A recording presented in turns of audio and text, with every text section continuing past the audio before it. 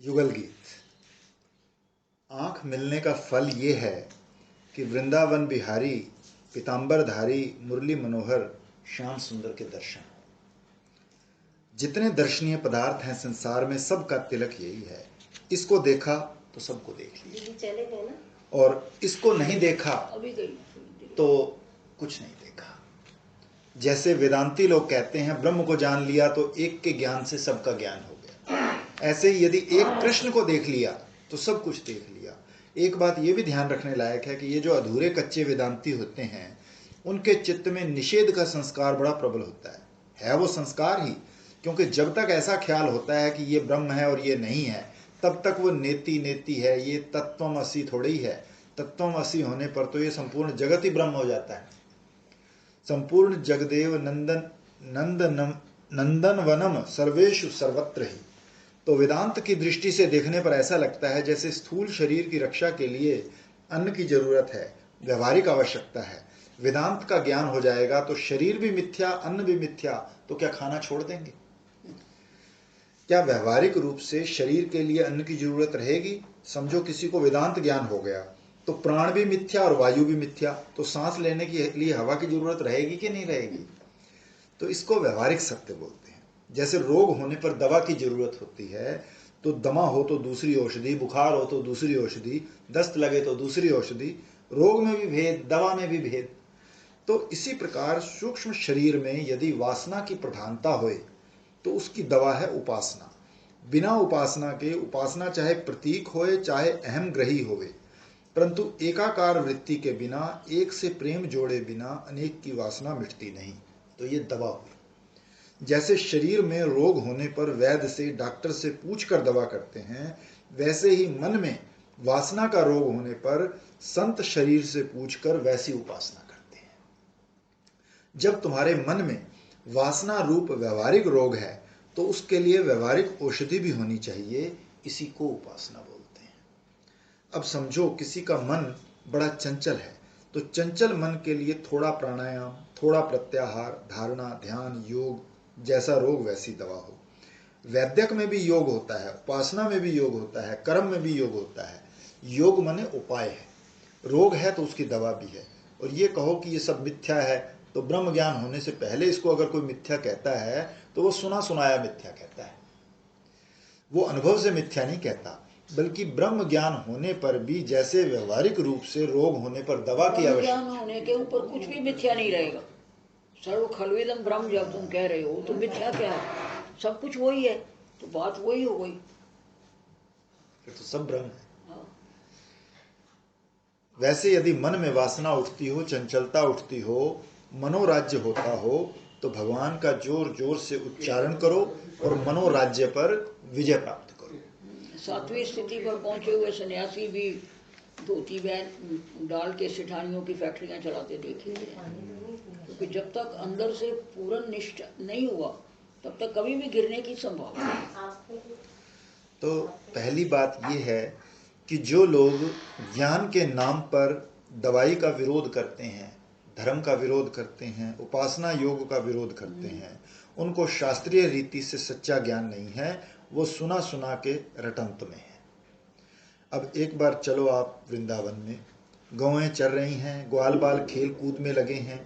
श्याम सुंदर ने किया स्नान और पीताम्बर धारण किया, तिलक लगाया, वनमाला पहनी और मोर मुकुट को अपने हाथ से बांधा, और वनमाला में तुलसी की जो गंध वो मह मह चारों ओर फैल गई। अन्यों की तो बात ही क्या, भंवरे भी मतवाले हो गए और झुंड के झुंड इकट्ठे हुए। ऐसी मस्ती में बांसुरी बजा रहे कि भंवरों को मना नहीं करते, और वो तरह तरह के स्वर में झुंड के झुंड जोर जोर से गुंजार करते हैं। कृष्ण ने कहा, अच्छा भाई, जैसा मैं चाहता हूँ वैसा आज तुम गुंजार कर रहे हो, तो मैं भी तुम्हारी गुंजार से मिला कर के वही स्वर, वही तान भरता हूँ। तो महाराज जब अपनी सिखी सिखाई वेणु को, बांसुरी को अधरों से लगाया और भंवरों के स्वर का, उनकी तान का, उनके ग्राह, उनके मूर्छना का, उनके राग, उनकी रागनी का आदर करते हुए श्याम सुंदर ने बांसुरी बजाई, तो हुआ क्या? सरसी सारस हंस विहंगा चारुग गीत हृत चेतस एत्य। सरोवर, ये महात्मा लोग कहाँ रहते हैं कि हृदय के सरोवर में रहते हैं। इनका जीवन बाहरी नहीं है। सरसी का अर्थ है सरस, माने ज्ञानात्मक हृदय में। हृदय हद जैसे स्वच्छ निर्मल जल का सरोवर होता है, ऐसे अपने निर्मल हृदय में इनका निवास है। कौन है? कि बड़े बड़े भक्त हैं सारस, और बड़े बड़े विवेकी हैं हंस, बड़े बड़े योगी हैं विहंग। कोई समाधि लगा रहा है, कोई विवेक कर रहा है। दृश्य से दृष्टा हमेशा न्यारा होता है। शरबत बना रहे, अपना भी संपूर्ण प्रपंच दृश्य है और मैं इससे न्यारा हूं, दृश्य से न्यारा हूं। एक देश में दृश्य हो गया, एक देश में मैं हो गया, ऐसा भी है। अपने को परिच्छिन्न बनाने वाला विवेक, ये विवेक नहीं अविवेक है। दृश्य है बाहर की ओर और दृष्टा है भीतर की ओर। बहिर्देश में दृश्य है और अंतर देश में दृष्टा। ये कोई विवेक हुआ? जो देश में तो परिच्छिन्न है, वहां दृष्टा काहे को? बोले संपूर्ण देश में व्याप्त जो चेतन है वो तो अपना स्वरूप है। तो निज दृश्य, ऐसा विवेक करते हुए हंस, परम हंस लोग बैठे हुए हैं। और सारस लोग जो हैं उनके हृदय में इष्टाकार वृत्ति वैकुंठ प्रकट हुआ। नारायण योग निद्रा में शयन कर रहे हैं और लक्ष्मी उनके पांव दबा रही है और सनक आदि हाथ जोड़े खड़े हैं। भक्त लोग अपने हृदय में भगवान का ध्यान कर रहे हैं। योगी लोग प्राणायाम प्रत्याहार धारणा करके समाधि लगा रहे हैं।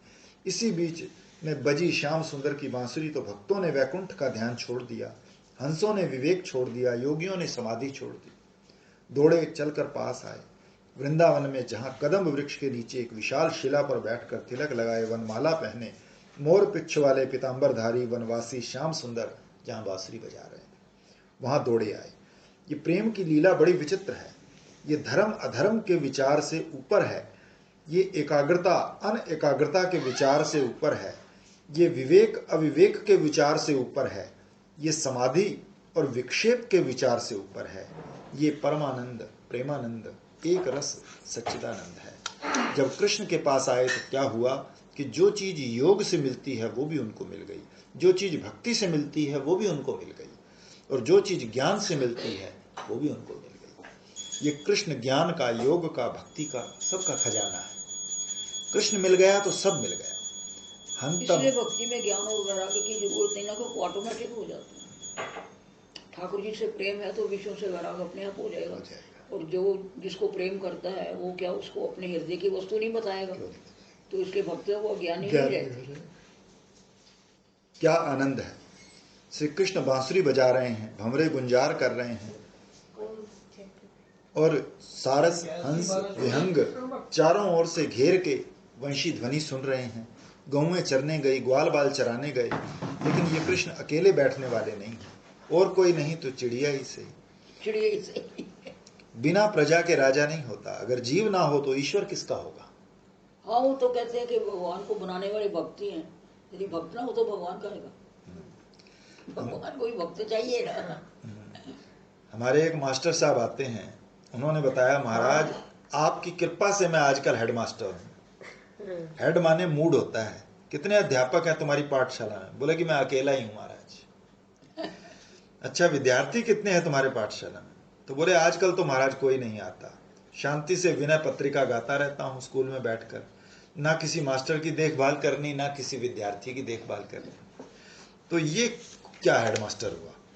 तो ईश्वर अगर ऐसा है, हेडमास्टर बन जाए कि कोई जीव ही ना रहे, जगत ही ना रहे, तो जगत ही हो तो ये कर्ता किसका, और जीव ना हो तो ईश्वर किसका?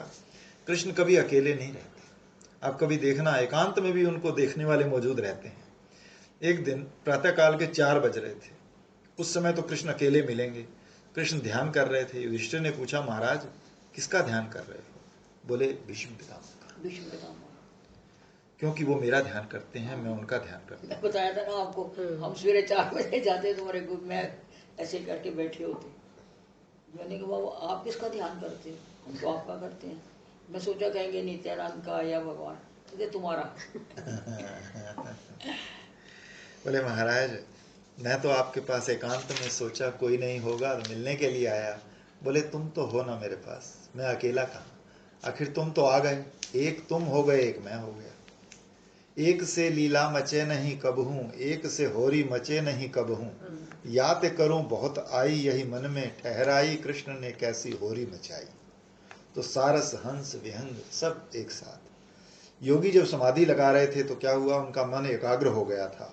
अब कृष्ण के सामने आए तो मन एकाग्र हो गया, यत चित्ता। और जब भक्त लोग ध्यान कर रहे थे तब क्या आंख बंद करके और किसी को नहीं देखना, केवल भगवान को देखना। उनकी आंख बंद हो गई, कृष्ण के सिवा और कुछ नहीं दिखे। अब ज्ञानी महाराज विवेक कर रहे थे। विवेक करके क्या कर रहे थे कि अरे दुनिया के बारे में कुछ बोलना मत। ज्ञानी पुरुष को दुनिया में किसी भी पक्ष की बात नहीं करनी होती, क्योंकि उनकी दृष्टि में दोनों ही पक्ष अध्यस्त होते हैं और दोनों ही पक्ष अधिष्ठान से अभिन्न होते हैं। दोनों पक्ष अनिर्वचनीय हैं, दोनों ही पक्ष अध्यस्त हैं। तो किसका पक्ष लें, तो वो कुछ बोलते नहीं। एक कल्पना भीतरी कल्पना से लड़ती रहती है और वो चुप सुख देखते रहते हैं। तो इसलिए बताया, बृहदारण्यकोपनिषद में बताया कि धीर पुरुष उसको जान करके उसी के ज्ञान में मग्न हो जाए। बहुत शब्दों के अध्ययन की जरूरत नहीं, क्योंकि शब्द वाणी का अपव्यय है। चुप, मौनम तिष्ठाते, पंडिताई की बात छोड़कर मौन होकर रहते हैं। ऐसे ज्ञानियों की रहनी का वर्णन है। तो हंस जो है वो अपनी चुहलावली छोड़कर, हंस जब आपस में बोलते हैं तो जैसे कोई बाजा बजा रहा, जैसे वीणा बज रही हो, ऐसा स्वर हंस का। तो बोलना छोड़ करके कृष्ण को देख रहे हैं। भक्त लोग कृष्ण के ध्यान में मग्न हैं। योगियों का मन कृष्णाकार है। वैकुंठ, विवेक, समाधि सब आकर के कृष्ण के चरणों में लौट रहे हैं। इतनी देर में बलराम जी आए तो कृष्ण उठकर खड़े हो गए। बड़े भाई हैं, इसकी भी एक मर्यादा होती है। तो चलो जरा वन में घूम आए। वन में विचरण करने के लिए चले गए।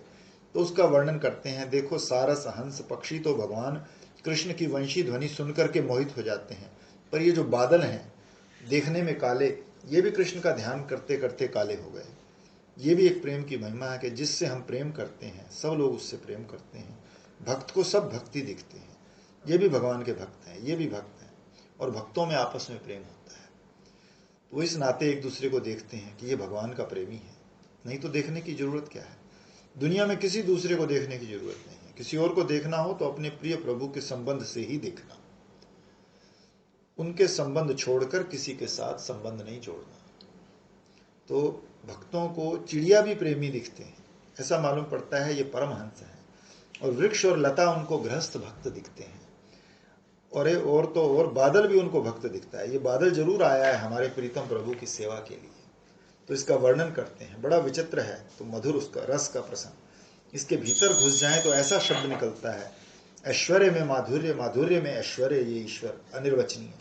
ऐसी लीला प्रकट करता है जैसे एक दिन कहते हैं बलराम है साथ, इससे महिमा बढ़ गई। कैसे महिमा बढ़ी कि अपने से बड़ा जो हो, जैसे समझो कि करपात्री जी महाराज चलते हैं तो उनके साथ 5, 7, 8 बड़े बूढ़े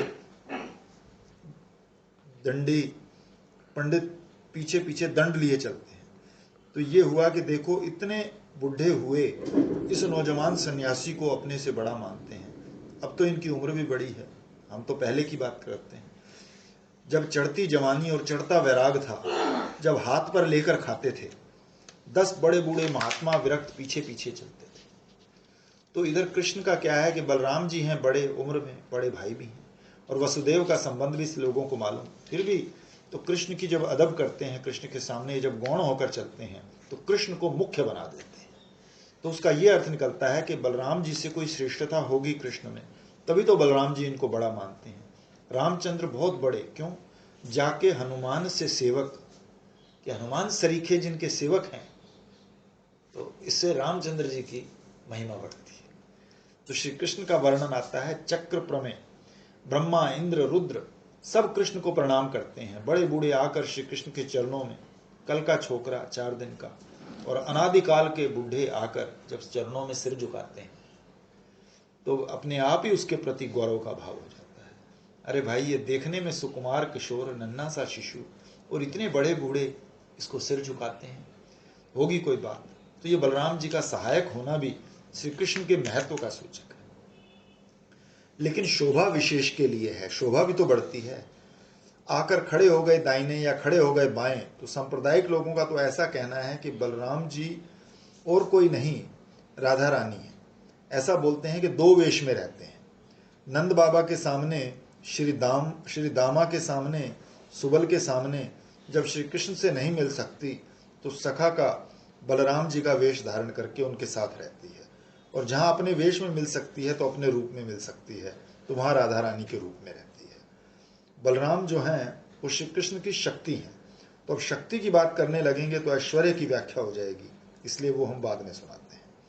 पीताम्बरधारी, श्याम सुंदर, मोर मुकुट, वंशी वाले नंद नंदन, नीलांबरधारी, गौरवर्ण, रोहिणी नंदन, वासुदेव बलराम, दोनों एक साथ। अब जरा उनके प्राण की तरफ देखो। सिर पर भी फूलों का मुकुट, कानों में भी फूलों के कर्णभूषण। अब कहाँ गए? बोले पर्वत के ऊपर जो बराबर भूमि है उस पर, और वहां से जाकर के सारी ब्रज भूमि को चारों ओर से देखा।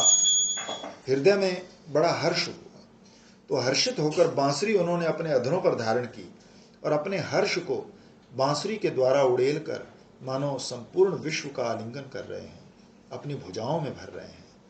अब देखो यहाँ सहबल, तीन हिस्से कर लेना। एक तो क्रिया शक्ति है, साथ सृष्टि बनाने वाले हैं ये, यही बलराम के द्वारा सृष्टि बनवाते हैं और बलराम के द्वारा ही संहार करवाते हैं। एक होता है रस, नित्यानंद की कृपा के बिना तो कहते ना कोई क्रिया शक्ति हुई है। वही। एक होता है रस, एक होता है बल। सृष्टि स्थिति और संहार करता है बल, और भक्तों को देते हैं रस। ज्ञान बल का भी सहयोगी है और रस का भी सहयोगी है। तो जहाँ बल और रस दोनों का सहयोगी है वहाँ गौण ज्ञान है, और जहाँ रस और बल दोनों ज्ञान से अभिन्न है वहाँ मुक्त ज्ञान है। और जहाँ असल में रस का, बल का, ज्ञान का कर्तृत्व अध्यारोपित है, जिस अधिष्ठान ज्ञान में ज्ञान रस और बल का कर्तृत्व अध्यस्त है, अध्यारोपित है, वो अद्वितीय ज्ञान है। तो जो इनके कर्ण आभरण मकराकृति जो कुंडल हैं वो एक और सांख्य हैं और एक और योग है। माने उनके कान तक कौन पहुंचता है? अपनी खबर पहुंचानी हो, अपनी बात पहुंचानी हो तो सांख्य के द्वारा या योग के द्वारा, वियोग के द्वारा जगत को अलग करके अपनी बात उन तक पहुंचा दो, या योग के द्वारा मन एकाग्र करके अपनी बात उन तक पहुंचा दो। तो ब्रज के फूलों की जो माला है उसी का मुकुट और उसी का कर्ण पुष्प। हमने एक झांकी देखी थी कृष्ण की, उसमें फूल का ही मुकुट और फूल के ही कर्णभूषण, फूल की ही माला, फूल का ही पीताम्बर, फूल की ही कटी काछने, पुष्प के सिवा दूसरा कोई श्रृंगार नहीं, वस्त्र नहीं, मोती नहीं, हीरा नहीं, पन्ना नहीं, इंद्र नीलमणि नहीं, फूल ही फूल। ये पुष्प धरती का हृदय है, ये भगवान को बड़ा प्यारा है, पुष्पों का ही श्रृंगार धारण करते हैं। तो ये कीर्ति है, ये क्रिया शक्ति है। वृंदावन के पुष्पों का मुकुट, पुष्पों का कुंडल, पुष्पों की माला, पुष्पों का आभूषण धारण किए ये पुष्प विलासी भगवान। और ब्रज देवियां, ब्रज में गोपी बहुत हैं, पर ब्रज में मानुषी गोपी भी हैं और देवी गोपी भी हैं। देवी गोपी की गोष्ठी में ये सखी बोल रही है। देवी का मतलब जो गोलोक से आई है, और जात हर्ष रस का उल्लास हो रहा है। तो पर्वत पर जो समभूमि है ऊपर वहां खड़े हैं और दूर दूर तक देख रहे हैं, माने संपूर्ण देश में उनकी ज्ञान दृष्टि व्याप्त हो रही है। तो क्रिया शक्ति और यश दृष्टि से आनंद, ये चार बातों से युक्त है। श्री कृष्ण में चार बातें, एक रस की विशेषता, एक ज्ञान की विशेषता, एक कीर्ति की विशेषता और एक शक्ति की विशेषता। सेवा भी साथ है, बलराम भी साथ है, यश है, शक्ति है, यश है, ज्ञान है, आनंद है। आनंद से अपने प्रेमियों को, ज्ञान से हंसों को, कीर्ति से जो सामान्य भक्त हैं, कीर्ति गान करने वाले भक्त हैं, प्रेमी, उन भक्तों को, और अपनी क्रिया शक्ति से संपूर्ण विश्व को धारण किए हुए। अब इनके मन में आया, आओ पृथ्वी में हर्ष का विस्तार करें। जब पहाड़ पर खड़े हुए, गिरिराज पर खड़े हुए, तो समझो अब चारों ओर दूर दूर तक जब धरती दिखने लग गई तो ऐसा प्रेम उमड़ा कि बोले आओ सारी दुनिया को अपनी बाहों में समेटें। तो बोले नहीं, बाहों से क्या लपेटना, बाहों में तो प्रिया होती है, आओ रस से लपेटें। तो रस से कैसे लपेटें? उपरभते राहते, इसमें परस्मैपद और लट, इन दोनों से उपरंभति। तो उपरंभति का अर्थ है जिससे कोई आलिंगन करे। कैसी आलिंगन करते हैं? वंशी ध्वनि द्वारा, वेणुरव से। वंशी ध्वनि से आलिंगन करने का अभिप्राय क्या हुआ कि उनके हृदय में आनंद हो, जो स्वरूप भूत आनंद है वो प्रकट हो गया, और हृदय में आनंद प्रकट हो करके बांसुरी में आया, और बांसुरी के स्वर के द्वारा उन्होंने जब उसको उलीचा तो पहाड़ से टकरा करके, सारी विश्व सृष्टि से टकरा कर अणु अणु में, कण कण में वो व्याप्त हो गया। कहते हैं ऐसी बांसुरी बजाई श्याम सुंदर ने कि आज भी कोई शांत एकांत स्थान नहीं, एकाग्र चित्त से रात्रि के समय 3-4 बजे हो रात के, शांत एकांत स्थान हो। बंबई में जैसे पों पों मोटर बजता रहता है वैसे नहीं, ऐसा शांत एकांत स्थान जैसा में बैठकर 3-4 बजे रात्रि को मन एकाग्र यदि कर लिया जाए तो वो वंशी ध्वनि आज भी सुनी जा सकती है। एक बार जिंदगी में सुनी है, वही टाइम था 3-4 बजे का, बाहर निकल के। तब हमें तो कोई पता ही नहीं था, मतलब हमें तो कोई कृष्ण की गंध भी नहीं थी। ये 1954 की बात है, 1994, अभी हम डॉक्टर भी बने नहीं थे जब की बात है। तो ये राधा स्वामियों ने हमको मंत्र दे दिया, एक किस्म का जबरदस्ती का मंत्र था, क्योंकि मेरी तो कोई रुचि नहीं थी। मेरी बहन बोली तू जरा ज़्यादा अंग्रेजी बोल लेती है ना, तू जाएगी थोड़ी अंग्रेजी बोलेगी तो मेरे को नाम मिलेगा। उसको बहुत रुचि थी, तो हम ले गए उसको, दोस्ती बना ली किसी से, वहाँ उनकी जो क्लोज फ्रेंड मतलब एसोसिएट होते हैं, केमिस्ट्री की प्रोफेसर थी।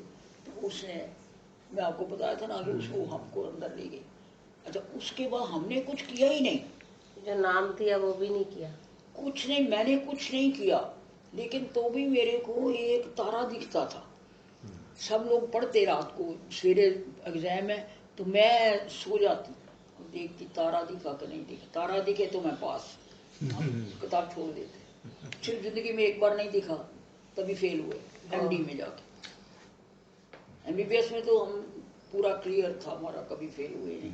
एमडी में एक बार फेल हुए जब, तब तो 2-2, 3-3 बार लोग पढ़ते थे, प्राइवेट होती थी।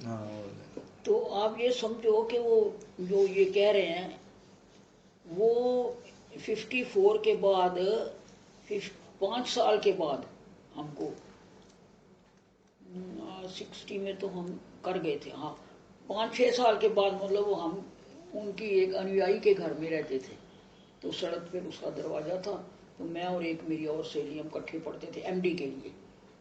एमडी हमने 60 में करी, तो ये 59 की बात हो गई, मतलब 54 से फिर 5 साल बाद अकस्मात, जैसे ये कह रहे हैं ना, टाइम 3 से 4, और बाहर सुननी शुरू हो गया, दरवाज़ा खोल के हम बाहर गए। तो उससे फिर उसको मैंने पूछा सुबह, तुम्हारे घर में बड़ी प्यारी बंसी कौन बजाता है? कहती कोई नहीं बजाता, मैं बताऊँ। तो जैसे यहाँ पेड़ों में कान लगाती हूँ ना, तो ठप ठप अभी भी सुनता है, हम तो सुन के आए हैं। बंसी तो हमने नहीं सुनी, वो बोला रात को आओ तो बंसी सुनेगी। हम तो गए नहीं फिर रात को कभी। तो जैसे ये खंबे हैं ना, लकड़ी के खंबे होते मंदिर में, तो बीबी लाजो उसको बोलते थे। तो कहते आ मैं सुनाऊं तेरे को, कहाँ से सुनती है, ये कोई बजाता नहीं है, ये एक खंबे से सुनती है। वो लोग नाद बोलते हैं योग मार्ग के उसको, बोले ये बंसी नाद है, ये खंबे से सुनते हैं मेरे। उस खंबे से मैंने कान लगाई। अच्छा, फिर देखो संस्कार की बात है कि 59 में ये घटना हुई, और उसके बाद फिर 67 तक फिर हम तो भी कुछ नहीं किया, न कभी ध्यान लगाया, न कभी मंत्र जप किया। उन्होंने 5 मंत्र वो देते हैं, 5 नाम, 5 नाम, पंचनामी। मेरी बहन ने तो बहुत कुछ किया, वो तो बहुत जपती थी, और पिताजी जलंधर में पोस्टेड से, तो ब्यास में जाती भी रहती थी। ना मैं कभी गई, ना मैं कुछ किया। उसके बाद वो जाके 67 में जब मैं गणेशपुरी गई, तो मुझे उन्होंने पूछा कि तुमने कभी किसी से कोई ध्यान व्यान सीखा है क्या? तो मेरे को जैसे कोई नेग्लिजिबल होती है ना वो घटना, मैंने कहा नहीं, मैंने कभी कुछ किया नहीं है, लेकिन मैंने ये बात सुना दी। तो उन्होंने क्या कहा, उन्होंने कहा कि देने वाले ने तो उसी वक्त सब कुछ दे दिया था, ये जो तारा दिखता है, तो लेकिन ये है कि श्रेय हमको मिलना था, इसलिए मतलब ही was suppose to be my proper guru, तो इसलिए हम उधर नहीं गए।